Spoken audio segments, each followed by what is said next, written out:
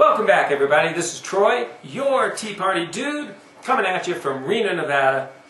Thought I had an interesting article here today that I could cover. Be looking for my upcoming video, The Storm, that'll be coming out in just a few days. I'll be talking about economics and how you can kind of slice through all the BS without actually having to know economics. So be looking for that in a few days. In the meantime, an interesting story today. White House Chief of Staff Jack Lew, he's actually new with the Obama administration, but he's worked for the Clintons for years and knows his stuff. He's a really talented guy. He got caught lying today. I know you're thinking that's not news, and I agree. Actually, there's something, it'll come up here in a moment. But let me kind of get you in on the story here. It turns out he was on CNN's State of the Union the other day where he said, but we also need to be honest.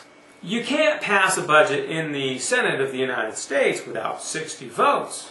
And you can't get 60 votes without bipartisan support. So unless Republicans are willing to work with Democrats in the Senate, Harry Reid is not going to be able to get a budget passed. So he said that on CNN's State of the Union, and then he said something similar to that on Meet the Press, where he said that one of the things about the United States Senate that I think the American people have realized is that it takes 60, not 50 votes to get something passed. And of course that's totally BS, because what we're talking about here is a budget. Not only does it not take 60 votes, it doesn't take 50 votes, it just takes a simple majority. So the Democrats could pass anything, pretty much anytime they want, without any problems.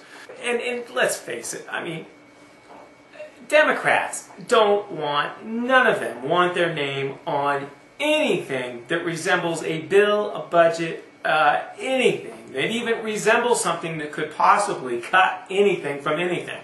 Because the minute they do that, they know that they've lost their leverage in demagoguing everything the Republicans do when they go to try to cut government spending. And let's face it, if we don't cut government spending, we're all screwed.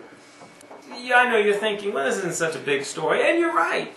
What is kind of interesting about this story is that someone actually reported it. So, the Washington Post gave Jack Lew the honor of a 4 Pinocchio out of 4 rating for lying on this one. So, congratulations, Lew.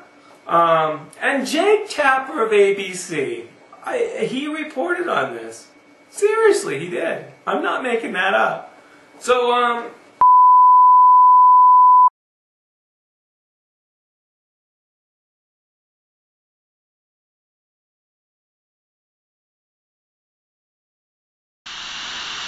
First, just let me say thank you to the Tea Party dude.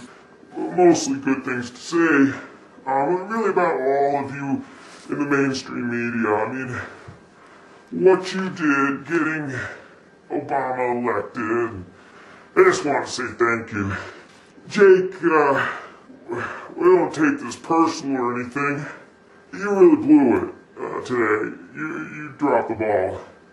You know, I don't want to just assume that you're going rogue on us over there, but, you know, you got an important job in the mainstream media. You get paid really well. I think we should be able to expect better spin than that.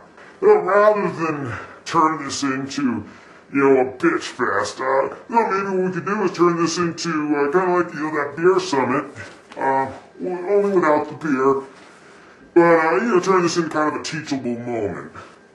To begin with, let's try this first one here. The Tea Party movement. I mean, these people could have been anybody's grandmother and grandfather, you know, with their kids and grandkids. I mean, you guys totally turned them into racist, violent, crazy people. I mean, it was Really amazing, brilliant work. And so we were impressed with that. And then, to follow that up a few years later with the Occupy Wall Street movement, well, I gotta tell you, we were a little nervous at first. Well, you can see in all this graffiti and littering and vandalism and public nuisance, we're thinking, this isn't going to be good.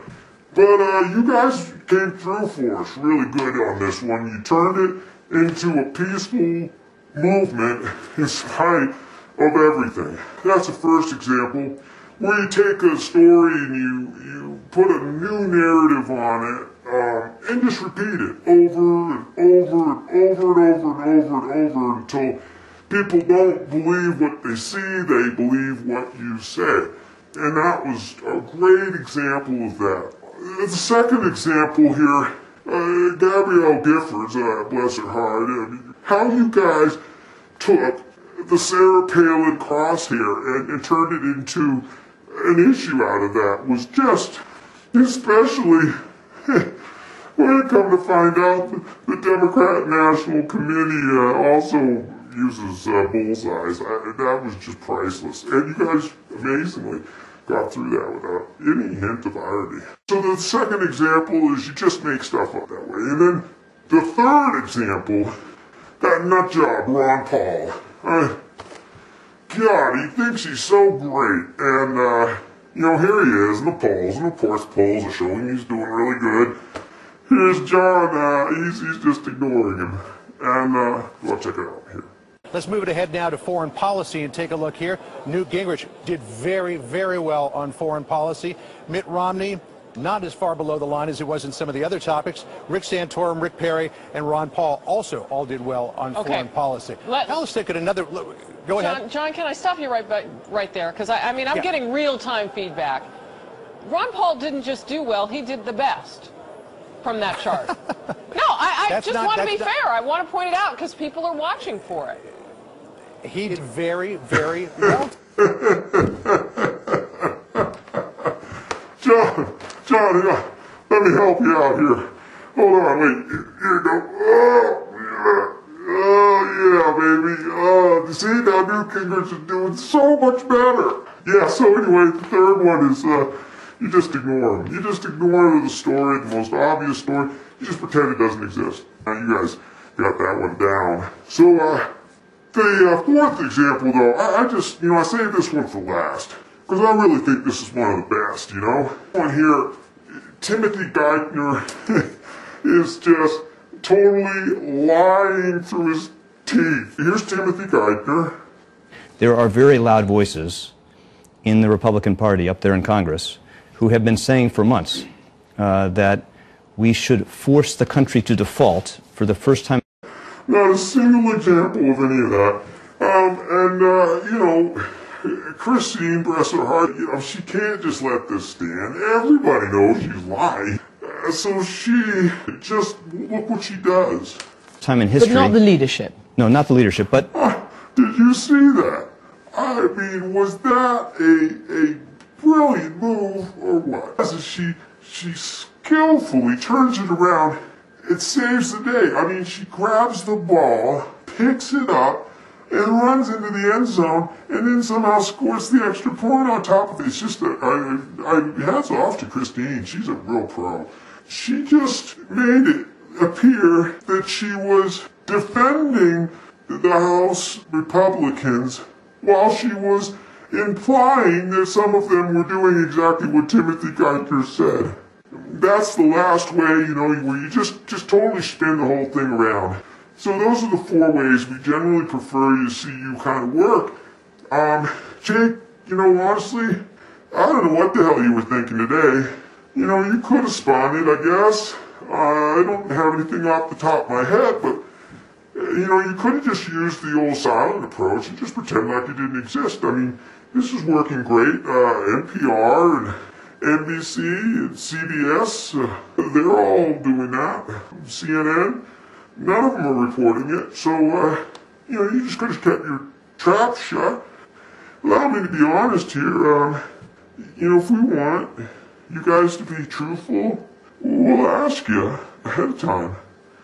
Otherwise, just toe line, you. Thank you all for listening, and happy Valentine's Day. We love you all.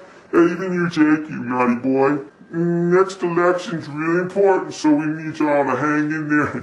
No more screw-ups, all right? And that goes for all of you.